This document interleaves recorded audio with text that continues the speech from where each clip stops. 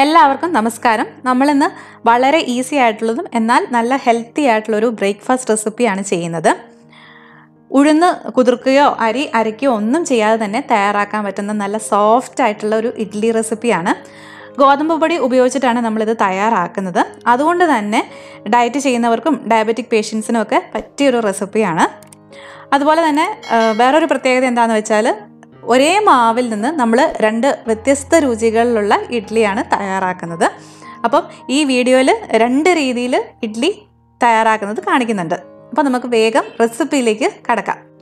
ഞാനിവിടെ 1.5 കപ്പ് ഗോതമ്പ് പൊടിയാണ് ഈ രണ്ട് ഇഡ്ഡലിക്കും കൂടെ എടുത്തിരിക്കുന്നത്. ആദ്യം നമുക്ക് ഇതൊന്ന് ചൂടാക്കി എടുക്കണം. അപ്പോൾ അതിന് വേണ്ടിയിട്ട് ചൂടായി കിടക്കുന്ന ഒരു പാനിലേക്ക് ഈ ഗോതമ്പ് പൊടി ഇട്ട് കൊടുത്ത് ഒരു 2-3 മിനിറ്റ് ഒന്ന് ചൂടാക്കി എടുക്കുകയാണ് ചെയ്യുന്നത്. അപ്പോൾ ഒരു ലോ ടു മീഡിയം ഫ്ലെയിമിൽ ഇട്ടിട്ട് ഇതുപോലെ ഒന്ന് ഇളക്കി കൊടുത്തോണ്ടിരുന്നാൽ മതി. ചെറുതായിട്ടൊരു മണം വരും, ആ ഗോതമ്പ് പൊടി ഒന്ന് ചൂടായി വരുമ്പോഴത്തേക്ക്. ആ സമയമാകുമ്പോൾ നമുക്ക് ഓഫ് ചെയ്യാം. അപ്പോൾ ഒരു മാക്സിമം ഒരു 3-4 മിനിറ്റ് മാത്രമേ ഇതിനെടുക്കുകയുള്ളൂ. അപ്പോൾ നമ്മുടെ ഗോതമ്പ് പൊടിയൊക്കെ ഒന്ന് ചൂടായി വന്നിട്ടുണ്ട്. ഞാൻ തീ ഓഫ് ചെയ്തിട്ടുണ്ട്. ഇനി ഇതൊന്ന് തണുക്കട്ടെ. തണുത്ത് കഴിഞ്ഞപ്പോൾ ഞാൻ ഗോതമ്പ് പൊടി വേറൊരു ബൗളിലേക്ക് മാറ്റിയിട്ടുണ്ട്. അപ്പോൾ ഇതിലേക്ക് നമുക്ക് കുറച്ചുകൂടെ ചേരുവകൾ ചേർത്തിട്ട് വേണം മാവ് തയ്യാറാക്കി എടുക്കാനായിട്ട്. ആദ്യം തന്നെ ചേർക്കുന്നത് 1/2 കപ്പ് വറുത്ത റവയാണ്. പിന്നെ ഇതിലേക്ക് 1 കപ്പോളം അധികം പുളിയില്ലാത്ത തൈരും കൂടെ ചേർത്ത് കൊടുക്കുന്നുണ്ട്. ഇത് നമുക്കൊരു ഇഡ്ഡലി മാവിൻ്റെ കൺസിസ്റ്റൻസിയിൽ തന്നെയാണ് വേണ്ടുന്നത്. അപ്പം ഇതിനെ ഒന്ന് ലൂസാക്കി എടുക്കാനായിട്ട് ഞാനിവിടെ കുറച്ച് പാലും കുറച്ച് വെള്ളവും കൂടെയാണ് എടുക്കുന്നത്. ഇത് 1 കപ്പ് പശുവിൻ പാലാണ്. ഇതിൻ്റെ ഒപ്പം തന്നെ ഒരു നുള്ളു ഉപ്പും കൂടെ ചേർത്തിട്ട് ഒന്ന് മിക്സ് ചെയ്ത് കൊടുക്കാം. നിങ്ങൾക്ക് പശുവിൻ പാൽ ചേർക്കാൻ താല്പര്യമില്ലെങ്കിൽ സാധാരണ വെള്ളം ഒഴിച്ചിട്ട് മാവ് തയ്യാറാക്കി എടുത്താലും മതി. അപ്പം ഈ 1 കപ്പ് പശുവിൻ പാലും കൊണ്ട് മാവ് നല്ലപോലെ ലൂസായി കിട്ടില്ല. അപ്പം ബാക്കി ഞാൻ വെള്ളമാണ് ചേർത്ത് കൊടുക്കുന്നത്. ആ വെള്ളത്തിന് പ്രത്യേകിച്ച് ഒരു അളവ് പറയാൻ പറ്റില്ല, കാരണം നമ്മൾ എടുക്കുന്ന ഗോതമ്പ് പൊടിക്കും അനുസരിച്ചിട്ടും അതുപോലെ തന്നെ തൈരിലും കുറച്ച് വെള്ളം കാണുമല്ലോ, അതൊക്കെ അനുസരിച്ചിട്ട് ആ വെള്ളത്തിൻ്റെ അളവ് കുറച്ച് വ്യത്യാസം അങ്ങോട്ടും ഇങ്ങോട്ടൊക്കെ വരും.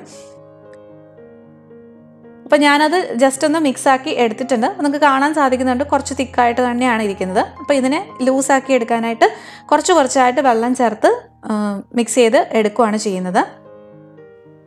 ഒട്ടും തന്നെ കട്ടയില്ലാത്ത മാവായിരിക്കണം. അപ്പം ഇതുപോലെ ഒരു വിസ്ക് ഉപയോഗിച്ചിട്ട് മിക്സ് ചെയ്യുന്നതാണ് ഏറ്റവും എളുപ്പം. അല്ലെങ്കിൽ മിക്സിയിലിട്ടിട്ട് വേണമെങ്കിലും അടിച്ചെടുക്കാം. പക്ഷേ വെള്ളം കൂടി പോകാതിരിക്കാനായിട്ട് ശ്രദ്ധിക്കുക കേട്ടോ.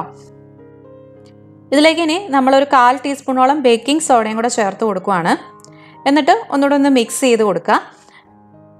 അതിനുശേഷം ഒരു മൂടി വെച്ച് അടച്ചിട്ടൊരു 1/2 മണിക്കൂർ നമുക്കൊന്ന് റെസ്റ്റ് ചെയ്യാനായിട്ട് വെക്കാം. 1/2 മണിക്കൂറിന് ശേഷം മൂടി തുറന്ന് ജസ്റ്റ് ഒന്നുകൂടെ ഒന്ന് മിക്സ് ചെയ്ത് കൊടുക്കുക.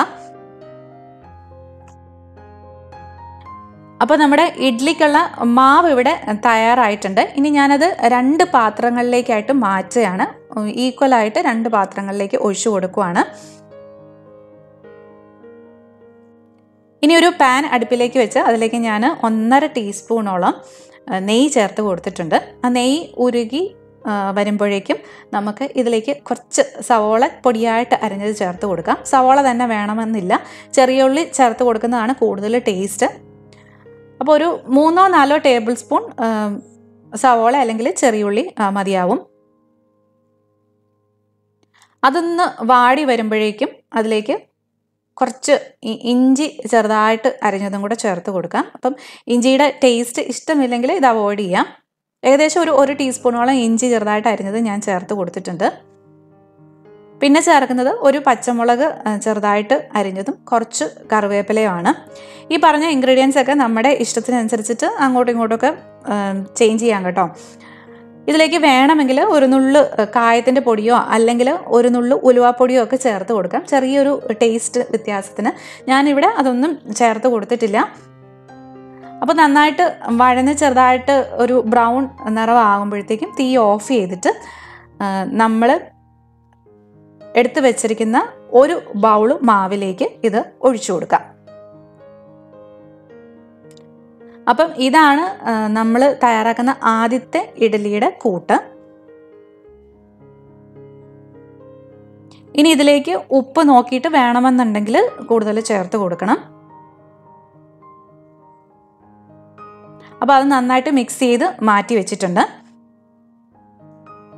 ഇനി രണ്ടാമത്തെ ഇഡ്ഡലിയുടെ കൂട്ട് തയ്യാറാക്കാം. അപ്പോൾ ആ രണ്ടാമത്തെ ബൗളിലിരിക്കുന്ന മാവിലേക്ക് ഞാൻ കുറച്ച് പഞ്ചസാരയാണ് ചേർത്ത് കൊടുക്കുന്നത്. ഇത് മധുരമുള്ള ഒരു ഇഡ്ഡലിയാണ്, പ്രത്യേകിച്ചും കുട്ടികൾക്കൊക്കെ ഇഷ്ടമാകുന്ന ഒരു ഇഡ്ഡലിയാണിത്. അപ്പോൾ ഏകദേശം ഒരു 1/4 ടീസ്പൂൺ പ്ലസ് ഒരു 2 ടേബിൾ സ്പൂണോളം പഞ്ചസാര ചേർത്ത് കൊടുത്തിട്ടുണ്ട്. അത് നമ്മുടെ മധുരത്തിനനുസരിച്ചിട്ട് ആവശ്യത്തിന് ചേർത്താൽ മതി കേട്ടോ. പിന്നെ ഒരു 2 നുള്ള് ഏലക്കാപ്പൊടിയും കൂടി ഇതിലേക്ക് ചേർത്തിട്ടുണ്ട്. ഏലക്കാപ്പൊടി ഇല്ലെങ്കിൽ ഒരല്പം എസൻസ് വേണമെങ്കിലും ചേർത്ത് കൊടുക്കാം. എന്നിട്ട് നന്നായിട്ട് ആ പഞ്ചസാരയൊക്കെ അലിയുന്ന പോലെ മിക്സ് ചെയ്ത് കൊടുക്കുക. പിന്നെ ചേർക്കുന്നത് ഏകദേശം ഒരു 3/4 ടീസ്പൂണോളം നെയ്യാണ്. എൻ്റെ കയ്യിൽ നെയ്യ് ആകെ കട്ടിയായിട്ടാണ് ഇരുന്നത്. അതങ്ങ് ചേർത്ത് കൊടുത്തപ്പോൾ മിക്സ് ചെയ്യാൻ കുറച്ച് ബുദ്ധിമുട്ടുണ്ടായിരുന്നു. അപ്പം നിങ്ങൾ ചേർക്കുമ്പോൾ ആ നെയ്യ് ഉരുക്കിയിട്ട് ചേർത്ത് കൊടുക്കുക കേട്ടോ. ഏകദേശം ഒരു 1/4 ടീസ്പൂണോളൊക്കെ നെയ്യ് ഉരുക്കിയത് ഇതിലേക്ക് ചേർത്ത് കൊടുക്കാം. അപ്പം നമ്മുടെ ഇഡ്ഡലിക്കുള്ള 2 മാവും റെഡി ആയിട്ടുണ്ട്. ഇനി നമ്മൾ സാധാരണ ഇഡ്ഡലി വേവിച്ചെടുക്കുന്നത് പോലെ തന്നെ ആവി കയറ്റി എടുക്കുവാണ്. അപ്പം ഞാൻ 2 ഇഡ്ഡലി തട്ടിൽ അല്പം നെയ്യ് തടവി വെച്ചിട്ടുണ്ട്. എണ്ണ തടവിയാലും മതി. അപ്പോൾ ഒരു തട്ടിലേക്ക് ഞാൻ മധുരമുള്ള ഇഡ്ഡലിയുടെ കൂട്ട് ചേർത്ത് കൊടുക്കുവാണ്. രണ്ടാമത്തെ തട്ടിലേക്ക് മറ്റേ സവോളയൊക്കെ ചേർത്തിട്ടുള്ള ഇഡ്ഡലിയുടെ മാവും ഒഴിച്ചു കൊടുക്കുവാണ്. ഇഡ്ഡലി പാത്രം ഞാൻ നേരത്തെ തന്നെ വെള്ളമൊക്കെ ഒഴിച്ച് അടുപ്പിൽ ചൂടാവാനായിട്ട് വെച്ചിട്ടുണ്ടായിരുന്നു. ഇപ്പോൾ വെള്ളമൊക്കെ തിളച്ച് നല്ലപോലെ ആവി വന്ന് തുടങ്ങിയിട്ടുണ്ട്. അതിലേക്ക് നമുക്ക് ഈ 2 ഇഡ്ഡലി തട്ടും വെച്ച് കൊടുത്ത് മൂടി വെച്ച് വേവിച്ചെടുക്കാം. ഏകദേശം ഒരു 10 മിനിറ്റ് മീഡിയം ഫ്ലെയിമിൽ വേവിച്ചെടുത്താൽ മതിയാവും.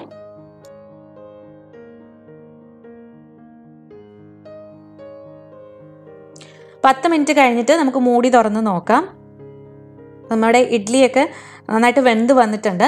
തൊട്ട് നോക്കുമ്പം ഒട്ടും തന്നെ ഒട്ടലുണ്ടാവാൻ പാടില്ല. അപ്പോൾ ഇതിപ്പം കറക്റ്റായിട്ട് വെന്ത് കിട്ടിയിട്ടുണ്ട്. നമുക്ക് തീ ഓഫ് ചെയ്തിട്ട് ഇത് പുറത്തേക്ക് എടുക്കാം. മധുര ഇഡ്ഡലിയും റെഡി ആയിട്ടുണ്ട്. തണുത്തതിന് ശേഷം നമുക്കിത് ഇഡ്ഡലി തട്ടിൽ നിന്ന് വിടുവിച്ചെടുക്കാം. അപ്പോൾ ആ മധുര ഇഡ്ഡലിയുടെ മുകളിൽ ചെറിയ ഇങ്ങനെ വെളുത്ത പോലെ കാണുന്നത് വേകാത്തതല്ല, അത് ആവിവെള്ളം വീണതാണ്. അപ്പോൾ ഇഡ്ഡലിയൊക്കെ നന്നായിട്ട് തണുത്ത് വന്നിട്ടുണ്ട്. നമുക്കിനി ഇത് ഇഡ്ഡലി തട്ടിൽ നിന്ന് മാറ്റാം. നല്ല സോഫ്റ്റ് ആയിട്ടുള്ള ഇഡ്ഡലിയാണ്, കണ്ടോ? അതുപോലെ തന്നെ മധുര ഇഡ്ഡലി നല്ല സോഫ്റ്റ് ആയിട്ട് തന്നെയാണ് വന്നിരിക്കുന്നത്.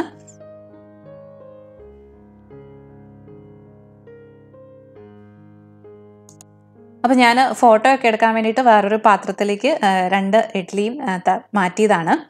അപ്പോൾ രണ്ടും നല്ല മയമുള്ള ഇഡ്ഡലിയാണ്. ഇത് നമ്മൾ ആദ്യം ഉള്ളിയൊക്കെ ചേർത്തിട്ട് തയ്യാറാക്കിയ ഇഡ്ഡലിയാണ്. ഞാൻ മുറിച്ചും കൂടെ കാണിച്ചു തരാം. ഉള്ളൊക്കെ നല്ല കറക്റ്റായിട്ട് വെന്ത് വന്നിട്ടുണ്ട്. അതുപോലെ തന്നെ നല്ല സോഫ്റ്റായിട്ടാണ് ഇരിക്കുന്നതും. മധുരമുള്ള ഇഡ്ഡലിയും നല്ല മയമുള്ള ഇഡ്ഡലി തന്നെയാണ്. ഇത് വെറുതെ കഴിക്കാനും നല്ല ടേസ്റ്റാണ് കേട്ടോ.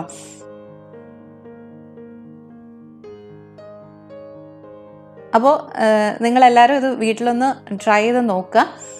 ഈ ഒരു അളവിൽ നിന്ന് എനിക്ക് മുഴുവൻ ഏകദേശം ഒരു 18 ഇഡ്ഡലിയോളം കിട്ടിയിരുന്നു. അതായത് 9 വീതം ഓരോന്നും. ഉള്ളിയൊക്കെ ചേർത്തിട്ടുള്ള ഇഡ്ഡലി ഏതെങ്കിലും ചട്നിയുടെ ഒക്കെ കൂടെ കഴിക്കുവാണെങ്കിൽ കൂടുതൽ ടേസ്റ്റ് ആയിരിക്കും. മധുരമുള്ള ഇഡ്ഡലി അങ്ങനെ തന്നെ കഴിക്കാം. അത് ഇഷ്ടമാകുന്നത് കൂടുതൽ കുട്ടികൾക്കും ആയിരിക്കും കേട്ടോ, ചെറിയൊരു മധുരമൊക്കെ ഉള്ളതുകൊണ്ട്. അതുപോലെ ഇതേ റെസിപ്പി തന്നെ നമുക്ക് മൈദ ഉപയോഗിച്ചിട്ടും ചെയ്യാം.